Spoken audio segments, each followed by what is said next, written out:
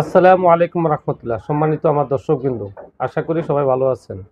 সম্মানিত দর্শকবৃন্দ, আজকে একটি সুখবর জানাতে আসলাম। এই মুহূর্তে বাংলাদেশের একজন আলোচিত বক্তা, ইসলামী বক্তা, কওমি আলেম জনাব আলী হাসান ওসামা, তিনি জামাত ইসলামীতে যোগদান করেছেন।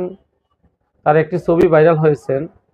সেই ছবিতে জামাত ইসলামের সহকারী সেক্রেটারি জেনারেল জনাব মাওলানা আব্দুল হালিম ভাইয়ের হাতে তিনি জামাত ইসলামের সহযোগী ফরম পূরণ করেছেন।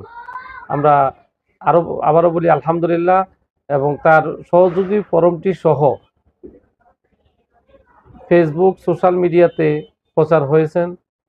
আমরা দোয়া করি আল্লাহ পাক তাকে আমৃত্যু ইসলামের জন্য, দিনের জন্য খেদমত করার তৌফিক দান করুক এবং ইসলামের প্রতি সারা জীবন যাতে তিনি থাকতে পারেন, সেজন্য মহান আল্লাহর কাছে দোয়া করতেছি।